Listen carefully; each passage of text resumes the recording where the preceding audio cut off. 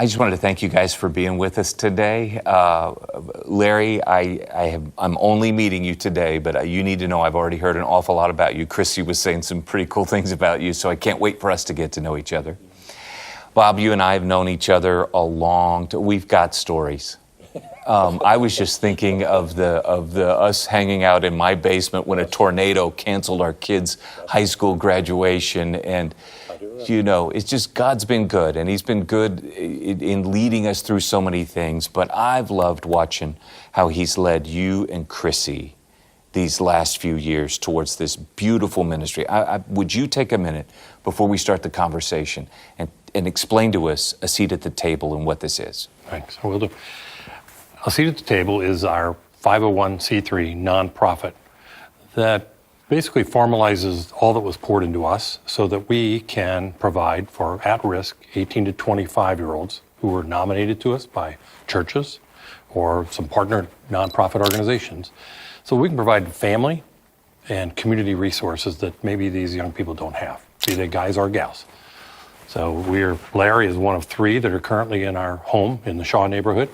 And we'll hopefully have a 4th by when he gets out of school this May, of high school.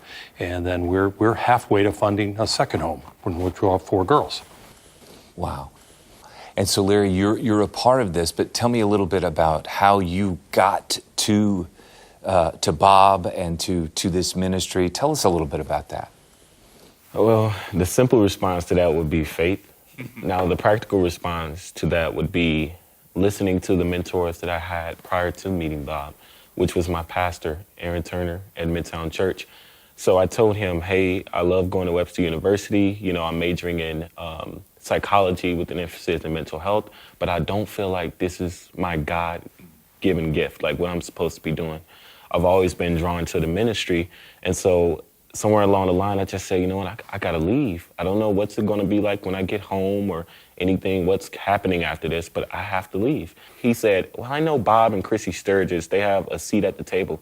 I'm like, a seat at the table? I mean, the name in general sounds good. So you mentioned something, though, I'm listening to you, and you were being mentored by your pastor, who's now connecting you to Bob, who I think in some ways has become another mentor to you. And Bob, you talk about how your dad was a mentor and all of these relationships.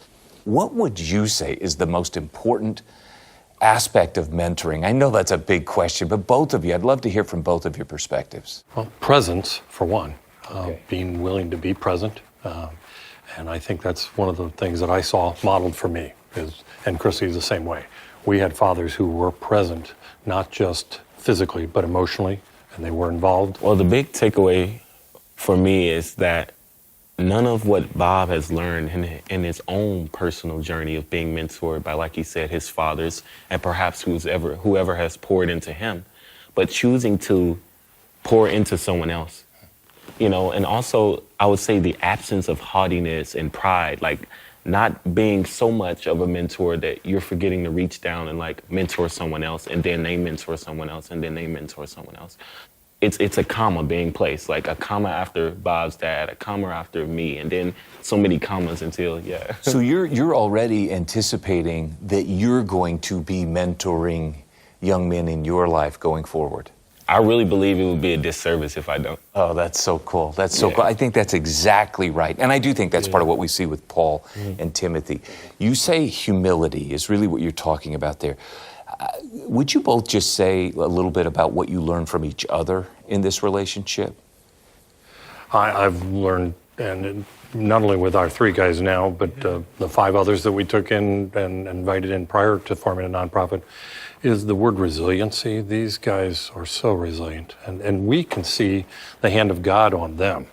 For us, it's a responding to almost like a blinding light, like Paul got knocked off, the proverbial, you know what? And well, for us, it's God showing us, these are who I'm working with. Just step in and do your part. So we're just doing that. One of the biggest things that I've learned from Bob since I've been at a seat at the table is how to consider others. And what exactly does that look like?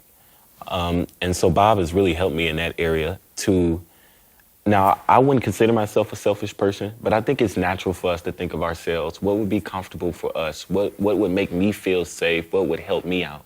This idea of mentors and mentee relationships, we hear this. Bob, I know you coach a lot of business folks in the community. We hear this all over. But you guys are folding God into the mix. What would you say to people who might be hesitant to fold their faith into these kinds of relationships? Well, if we look at Paul's role with Timothy, one of the foundational things was he was guiding him to be of sound doctrine and to understand what sound doctrine is. And so while there are a lot of really good nonprofits out there and they're doing good work, our niche is we want to be a Christian and well-founded, scripturally. And that's one of the things that I'm so grateful for about Bob and Chrissy is how, every time they talk to me about it, a seat at the table, God this, God that. And constantly bringing that up. I love it. Would you say that the back and forth between the two of you, and Bob, you've had so many mentoring relationships throughout the years. Is it fair to say that the back and forth, it changes over time as a young man matures and you guys have this relationship? Does that change, and is that okay? And do you guys talk about that out loud? There's a progression here, isn't there? Sure. I've mentored, and there's several who are some of your video crews age here, yes. Since they were third graders. So it certainly changes over time. And so you can have more adult-like conversations as they get on. But literally, as they get to be Larry's age, it becomes that we learn from them. They've gone through things in life that we'll never go through.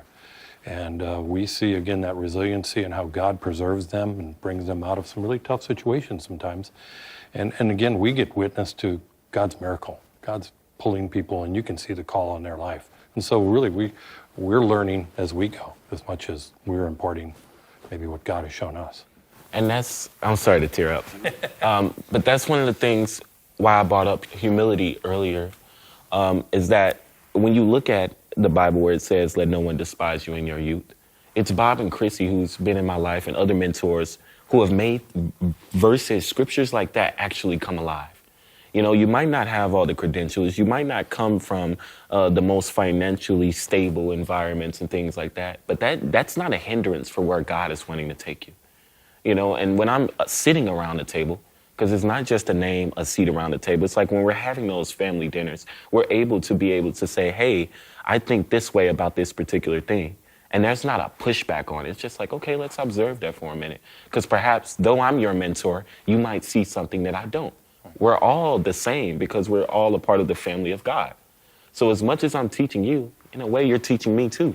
And so that's why all gratitude to Bob, Chrissy, and just all the mentors that God is working in continually to pour into me so that I can continue to pour into other people too.